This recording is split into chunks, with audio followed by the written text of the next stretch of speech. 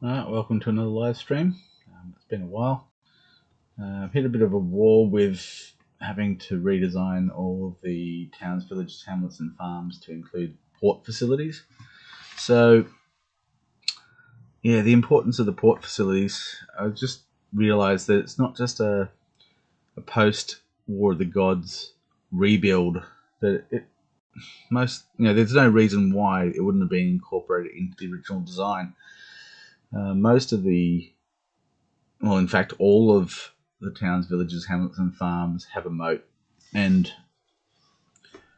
the location. If it didn't have a watercourse, they've brought a watercourse to it, or it's a lake that's fed from the mountains, mountain runoff that's isolated, but it still has a moat. Now, why they would have a port on a lake?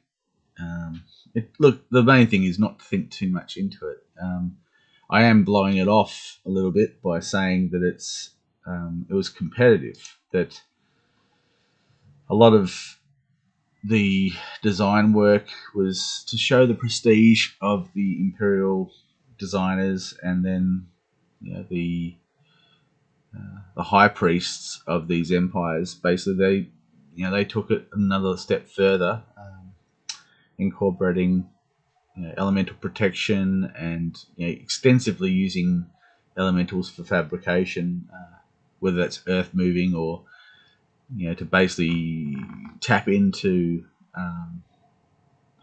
subsurface water, things like that. So anyway, the main thing is that yes, the port facilities were important enough for me to stop showing live streams when I was just going round and round circles with it. So what I'm going to do is I'm going to show where we're at with paint.net and what we've got is the so I've basically got the towns, villages, hamlets and farms. I've got them in a list. Now I'm just going to show the template. So first things first, the template's probably the best way to go. So what I've done is I've created the towns for the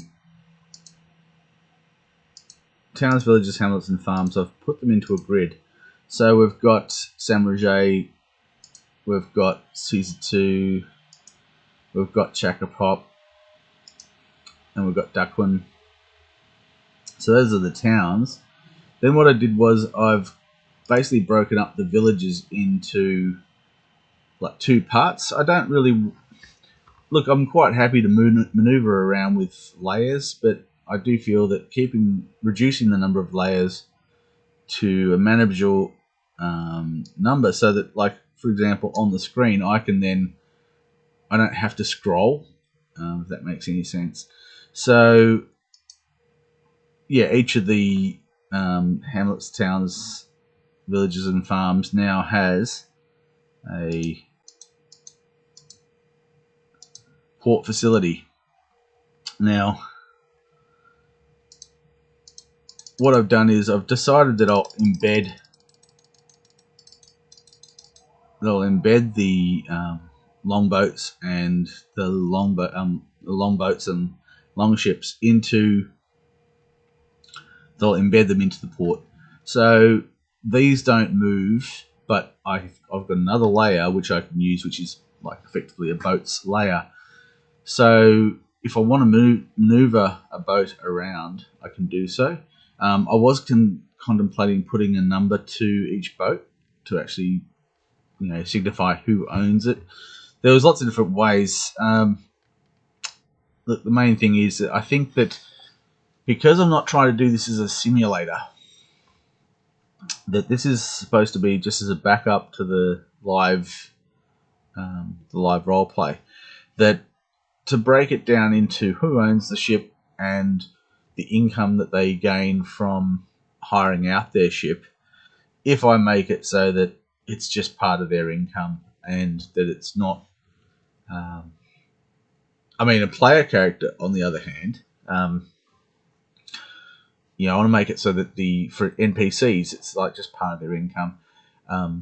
If a player character wants to buy a longboat, for example, or converts an NPC over into a player character, then that's where that might change. Like the nature of the societies, that the private property is private property. Who owns the boat? It could be like it's a collective. That collective ownership of these boats is a part of the deal. Living in an isolated town, an underpopulated isolated town. I mean, it's almost like a ghost town with the lack of people living in these backwaters. I mean, during the war, yes, there were mercenaries or uniformed representatives of the different empires who might garrison, or they might move in for a short period of time. But for the most part, they've basically remained underpopulated since the time of the War of the Gods.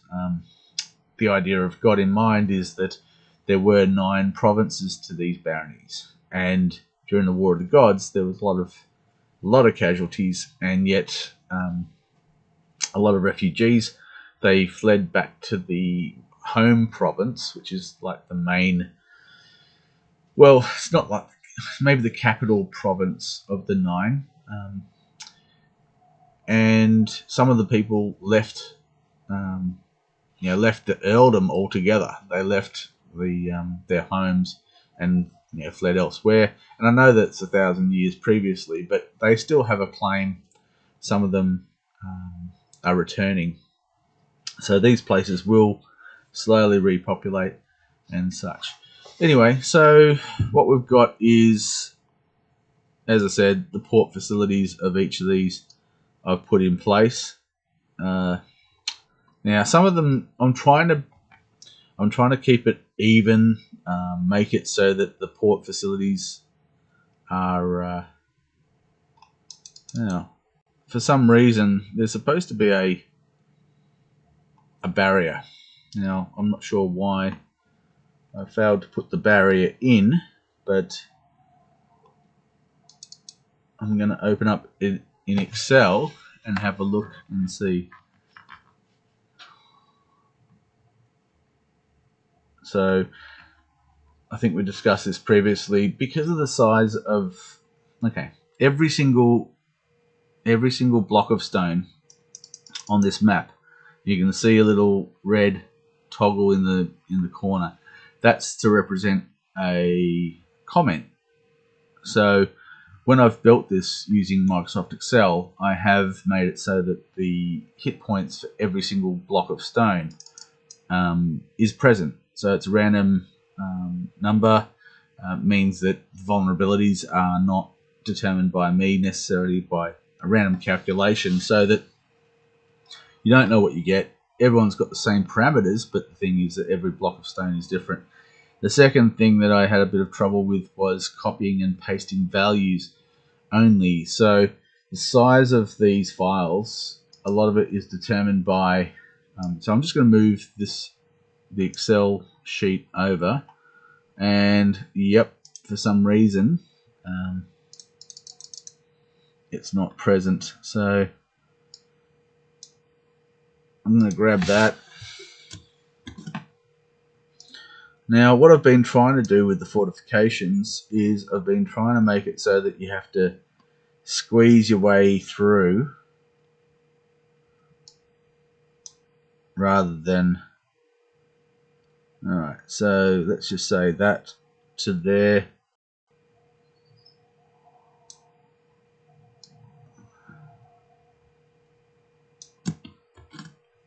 Okay, and so the thing is that I'm trying to make it so you have to squeeze a ship through, so it's not just a simple task to navigate through.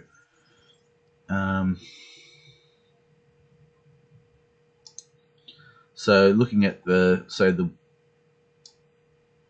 width of these longboats going at an angle, trying to squeeze through this gap is what I'm trying to achieve, and also I'm trying to prevent it becoming a vulnerability of the fortification. So so that is that. Now what was it? That's 37. I don't know how it got to 37, but that's not what I want. Not that I'm a stickler for uniformity, or in numbers of 10 or whatever. So anyway, I'm going to go to ruin map as well. So the ruin map needs to also reflect the same thing. However, when I say reflect the same thing, we're talking about it being a little bit messed up. So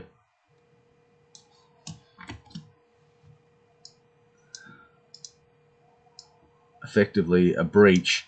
Now that's not, we'll undo that.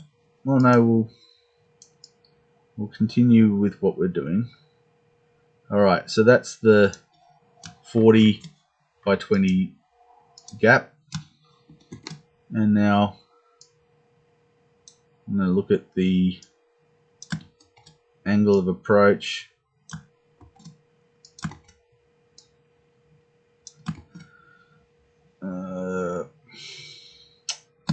Alright.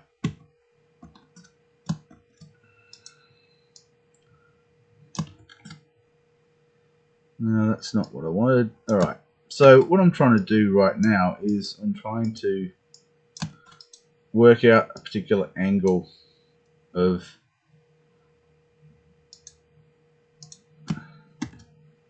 this breach.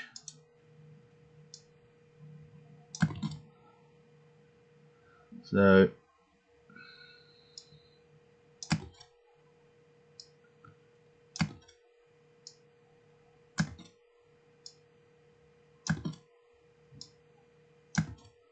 I didn't want, okay, it wasn't my intention to do this kind of repetitive thing in this live stream. I found that it ends up being that I end up talking rubbish, or,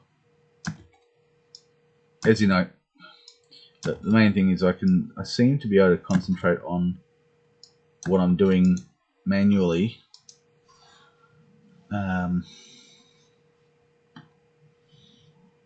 without jeopardizing what I'm trying to achieve. So what I mean by that is that it seems like I can focus on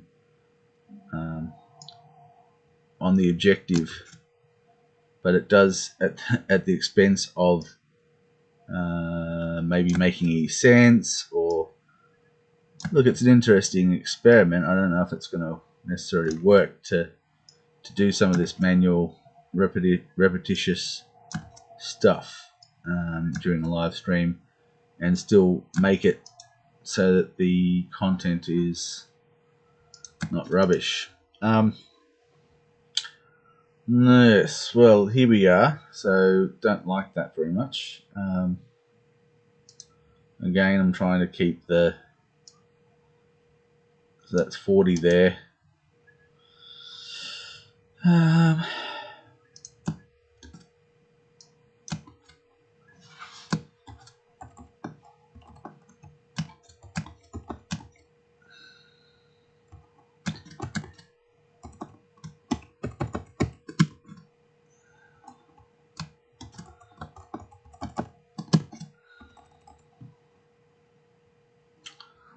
Yeah.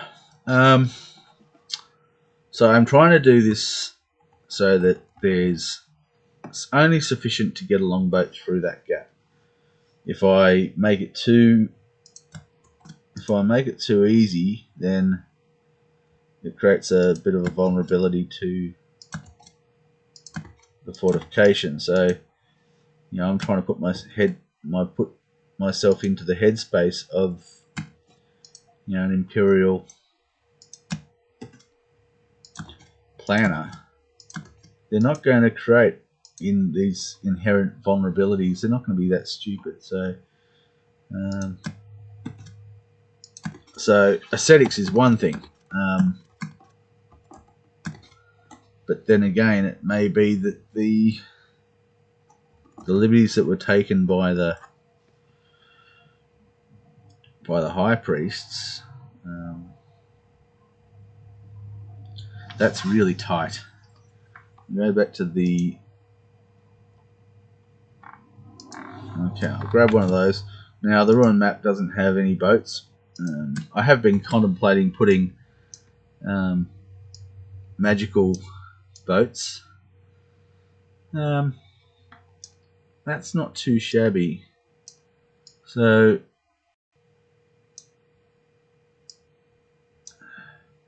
maybe I am being a little bit too generous with the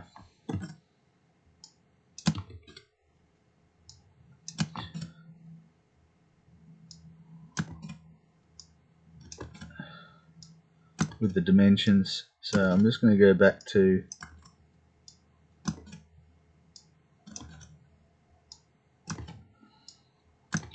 yeah, I mean, there's all sorts of things like murder holes and pitch, and I'm thinking about like a portcullis combined with a chain, chains across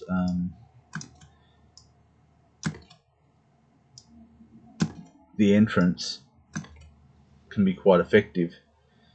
There we go. All right, just going to check out. That's now 29. Don't know where we lost a...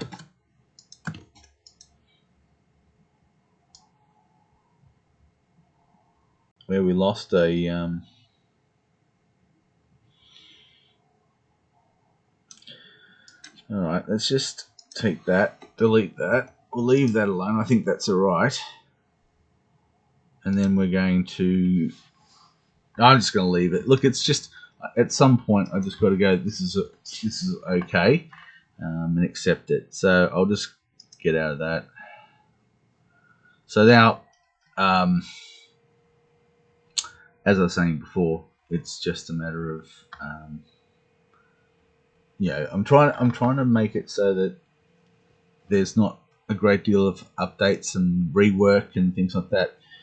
The rework is really a huge time-consuming thing, and I'm trying to prevent that from happening. So, I just noticed now, for example, yes, to get to these, there are doors going from the port facility in, so you'd have to take a boat to there. The distance is, what's that? Well, say 15 to the door. So, in terms of assaulting that door and trying to breach in through that door, it's unlikely to happen. When I talk about these things, it's just that this area hasn't had like intensive fighting. There hasn't been sieges and things like this. It really is that these are completely over-designed. It's overkill. The amount of energy that was put into building these things, purely it's whimsical. Makes no sense. The local area, yes, it's kind of got a strategic value to it as being the in the corner of these four empires. But not worth. There's no way that it's worth putting all this effort into these fortifications. There's not roving bands of brigands. There's not there's nothing like that. No unified threat that would justify putting this much effort in. But it was put in. The effort was made. It was a lot of it. People don't really understand it to this day. The locals just quite happy to live inside these structures. So yeah, they've been built well. They don't need to do much in the way of maintenance, and so some of these fortifications have been turned back into homes, so people live there. Now you can see how long it's taking to save. It's taking quite a long time. The main thing is that this is the Excel version of the map, and every single one of these cells has a calculation. So the moat, there's a calculation. So the depth, I'm not sure if you can see, but the depth is it's between 4 foot and 10 foot deep. So there are obstacles in the water. I know that it might seem pedantic to have put that much effort in, but really the difference between copying and pasting a cell that just has a color, as in a blue color, compared to just simply putting a calculation in and then copying and pasting that wherever you want to have the blue, there's not really a great deal of difference, except for one thing. The huge difference is that with every calculation, it slows down your computer. So when I've been putting together and building these fortifications, I've noticed that, with opening and closing them, to do modifications and such, it's and I can't. There's no way that I can work without leaving the calculations in place. Although, and I feel like an idiot sometimes for realizing some of these things, and I know that might seem harsh, but the calculations. Now, find and replace all is a wonderful thing. Now, if, for example, I put the calculation in and then replaced words. So if I went and did a find replace equals rand between with a hyphen equals rand between, then that would convert it into a text. It's still a calculation, but it's a text-based calculation that has no result. It never produces a result. So while while I'm working, there's no reason why I couldn't have done that. I'm not going to muck around with it now. It's too late. All these things you realize after the fact, that it's almost like working in an offline mode. If I was to do a find replace with a hyphen, it turns everything to a text-based. So the cell contains all that information, but as a text, which I don't believe is going to. Well, I don't know. I think it will still have take up a lot of space. But look, based on the what I've been doing now is, and so right now, what I'm doing is I'm looking at this as the template. The template's going to be used for any new provinces that come online. That I can take this and I can effectively create an individual version of it. So anyway, I'm just going to go through these again. And where are we? So yeah, the port facility continues down. So that's the town ones. Then we've got the village ones. So village ones, I've basically put 4 longships into the towns, and then in the villages I've only put 2. I've also put the long boats as well. So it does take up quite a bit of space inside the fortification, but I'm trying to keep it equal so that the number of ships, the number of the amount of space to maneuver inside the port facility is the same. So I've done alright, I think, in terms of. I mean, look, these are all personal styles. Some people are going to prefer different fortifications to others, and that's this is inherently one of the. It's like a football team. It's like you live in a particular town that has a particular fortification, and it's not no small matter to be proud of your home and then defending some of the inadequacies of the fortification. I mean, I really like the Chakra Pop fortification style. it's roomy, etc., etc. But the thing is that there are so many places that need to be guarded.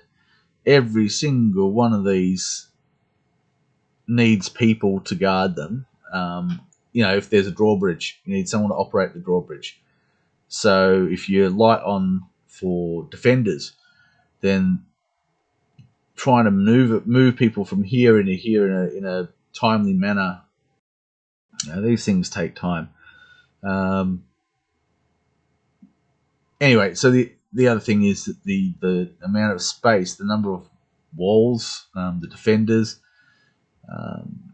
Trying to defend this, you need a lot of people to defend it, compared to something like just a circle. It's a circular thing. The Daquin fortification style is a lot easier to defend, because you can traverse all the way around. Of course, the liability of that is that if they breach and they're on the wall, then they could progress clockwise or anti-clockwise around.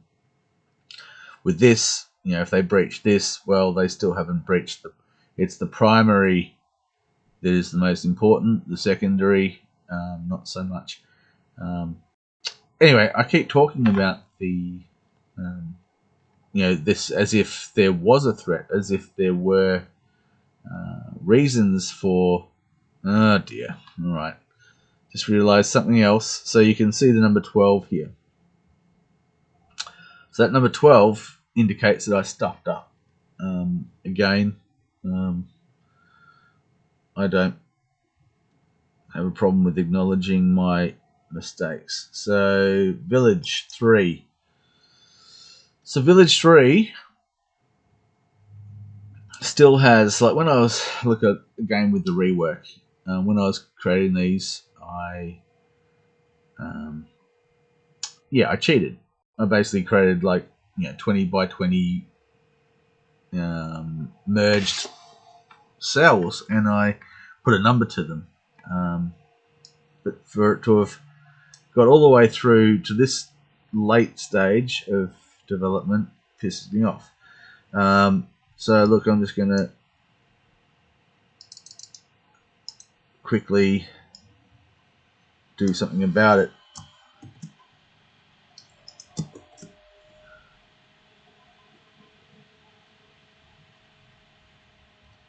Now, the question is, has it...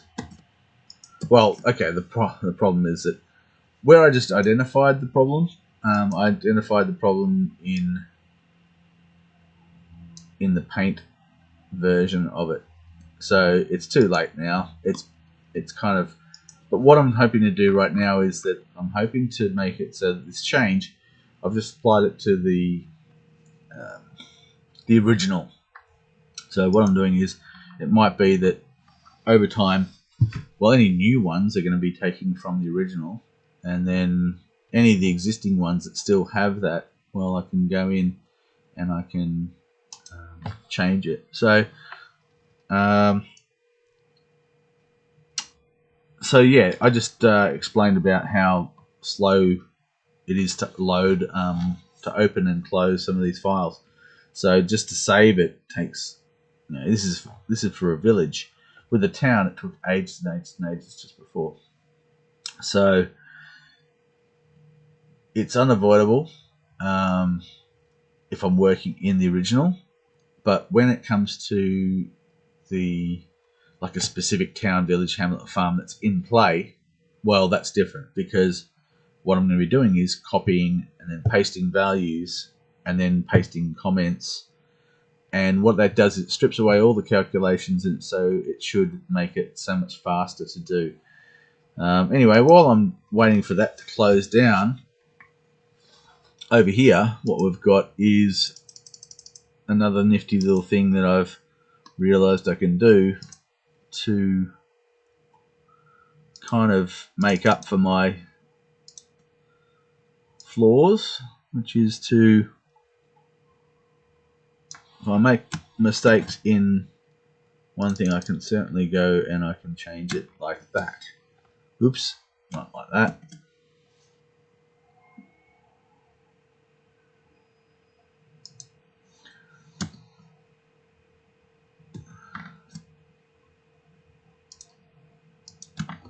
like that. So not perfect, but does the job. So I know that this is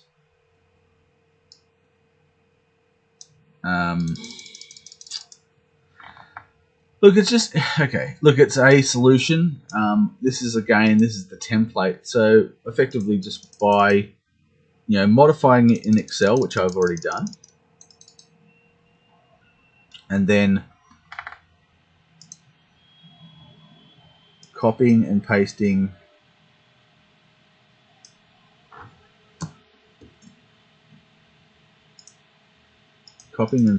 in the Paint version of it makes up for the mistake.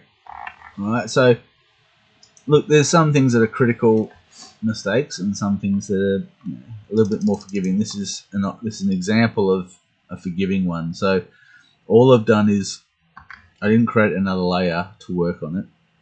I simply, because the thickness of the line, not sure if you can see. I'm going to zoom in and then we're going to count them.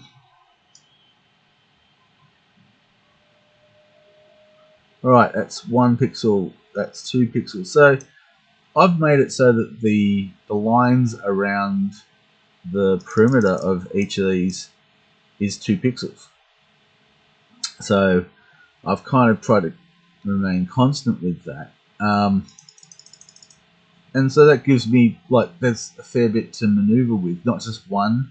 It's harder to cut and paste or copy and paste and try to keep, look, I can keep zooming in.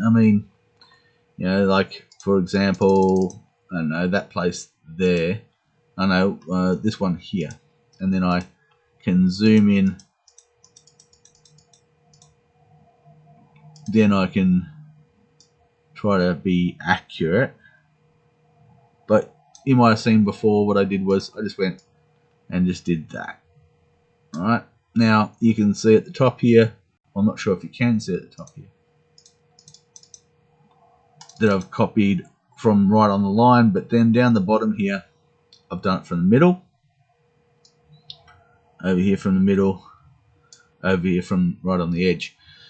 So that's not very accurate, but it's not necessary to be that accurate. You just have to, be aware that if you're copying and pasting into an area that already has that border, well, you're pasting over the top of the image in the layer. If you create another layer on top, it's sometimes safer to work that way. When I say safer, I mean just in terms of mistakes and errors and everything like that. But I have made many of those. Anyway, so moving on. So that's the port facility of the villages. And now what I've got here is so the other thing is for the template at the moment I haven't put the ruin version into the villages and towns. That would basically blow out the size of this quite a bit. But I think that it's worth it. I was contemplating making a ruin version of this as well as a rebuilt version, but didn't do that. Anyway, so looking at the port facilities. So again, I've basically made it so that there's no longboats in hamlets. They can dock outside, throw an anchor down, etc. But the hamlets and farms were never designed to take a longboat. This one, I mean, look, it may be possible. I haven't actually checked. I hope it's not possible actually to fit a longboat into some of these and not others. I don't think it's possible, and I'd like to discourage that. I don't want to give any particular fortification style advantages. So it looks like, yeah, it looks like there's no way to maneuver a longship into these, which is good. Yes, anyway, so that's the hamlets, and then we've got the farms. And the farms, it's even tighter when it comes to, their dock. And it ends up taking up quite a bit of space internally, which, look, I'm quite happy to have done that. Anyway, so that's just an overview of what we've done with. I'm going to save that, and then I'm going to go back to. Okay, so this one here.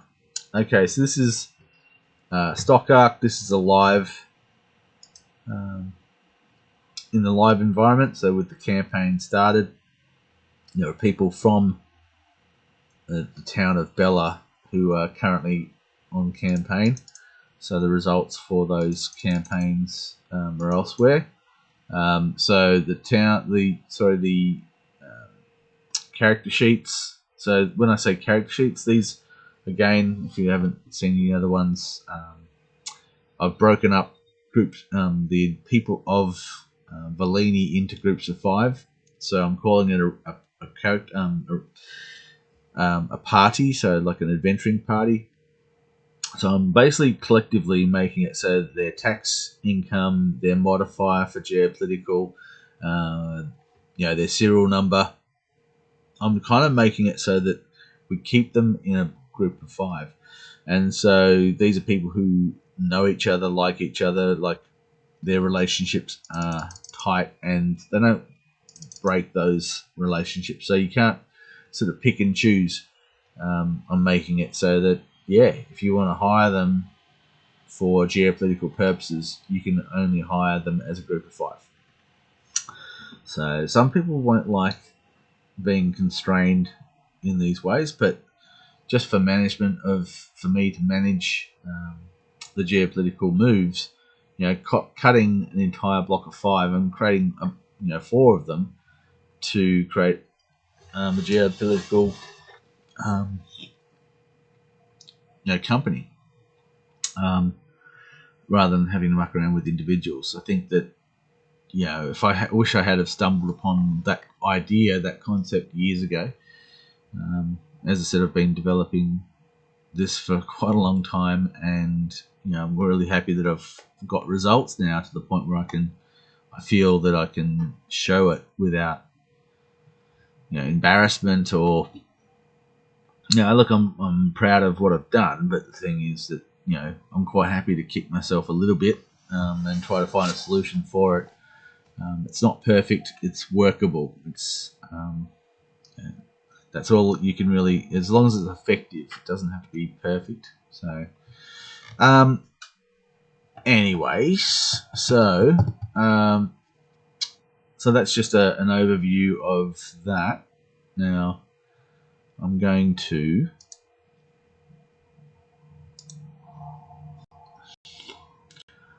show. Now, what was I going to be showing today?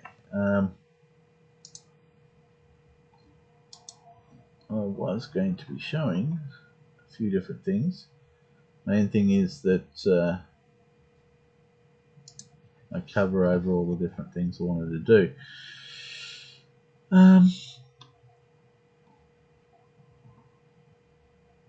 Okay. All right. So in the